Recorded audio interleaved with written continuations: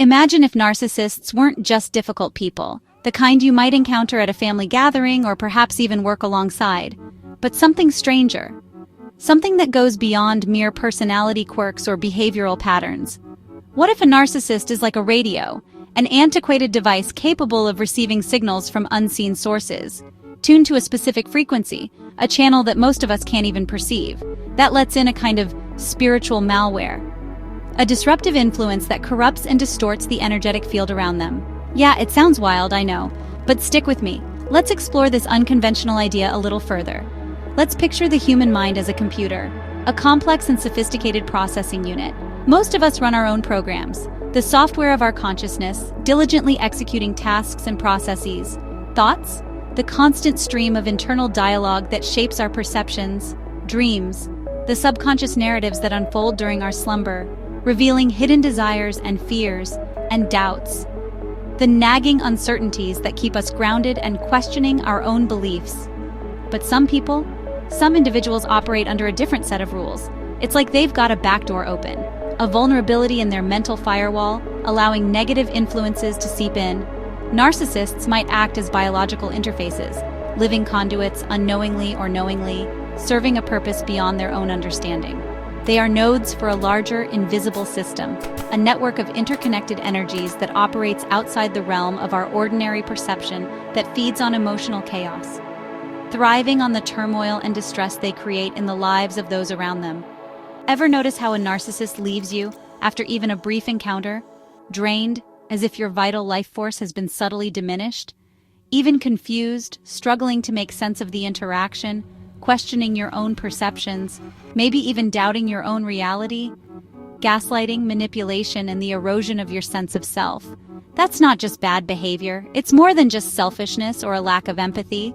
Some call it trauma parasitism, a disturbing phenomenon where one individual feeds off the emotional wounds of another. A kind of energetic hosting where the narcissist is the host and you, unwittingly, become the source of sustenance or supply, where they siphon your attention and emotions, extracting the very essence of your being, like a parasite tapping into your energy grid, drawing power from your emotional reserves, leaving you depleted and vulnerable. Think of it like this. Let's use a modern analogy to illustrate this concept. You're a phone with a strong battery, fully charged, ready to take on the day. But every time you interact with a narcissist, something subtle begins to happen. It's as if they're running hidden apps in the background, silently consuming your resources, draining your power, slowly but surely depleting your battery life, distorting your screen, blurring your vision, making it difficult to see things clearly, and hijacking your connections, interfering with your ability to connect with others, isolating you from your support network. These narcissistic frequency nodes amplify.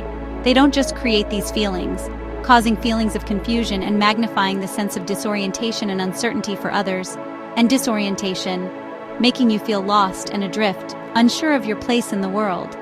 Even self-doubt, eroding your confidence and making you question your own worth. It's not just about ego. It's not simply a matter of inflated self-importance or a need for admiration. It's like a shadow. It's as if they're broadcasting on a wavelength, transmitting a signal that resonates with something far more sinister, that welcomes in something bigger than themselves. A dark and malevolent force that seeks to exploit and control. And just like malware, spreading rapidly through vulnerable systems, this system spreads through contact, infecting those who come into close proximity with the host, keeping people trapped in cycles of trauma, perpetuating the cycle of abuse and manipulation and exhaustion, leaving you emotionally and spiritually depleted, struggling to break free from its grasp.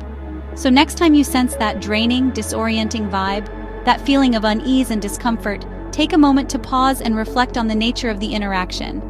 Ask yourself, am I dealing with a person or a demonic frequency? Am I engaging with an individual, or am I being subjected to a parasitic influence? And remember, this is crucial for your well-being and spiritual health. Protecting your energy is more than just self-care. It's not just about taking a bubble bath or going for a walk in nature. It might be spiritual cybersecurity, a proactive defense against unseen forces that seek to drain and manipulate you. Stay curious, continue to question, to explore, and to seek a deeper understanding of the world around you. Because sometimes, the strangest truths are hiding in plain sight. waiting to be discovered by those who dare to look beyond the surface. But what if the roots of narcissism run deeper than we think? There's a common belief that narcissists are simply the products of childhood trauma, neglect, or emotional wounds. But emerging research and a closer look at human development suggest a different story, one that begins long before life's first hardships. Imagine a newborn, eyes wide open to the world, carrying within them a unique blueprint. Recent studies in genetics and neuroscience reveal that certain personality traits, including narcissism, have strong biological foundations. In other words, some individuals are born with a predisposition toward these traits, embedded in their DNA, shaped by the intricate dance of genes and early brain development. This isn't about blaming parents or searching for a traumatic event in the past. Instead, it's about understanding that narcissists may be wired differently from the very start. Just as some people are born with a natural talent for music or mathematics, others may be born with a heightened sense of self-focus, a reduced capacity for empathy, and an innate drive to seek admiration. Nature versus nurture has long been debated, but in the case of narcissism, the scales tip toward nature. These traits emerge early, often visible in childhood, and persist regardless of upbringing or environment. It's not about what happened to them, it's about who they are at their core. So when you encounter a narcissist, remember, it's not always a story of pain or trauma. Sometimes it's simply the unfolding of a genetic script, written long before the first memory was formed.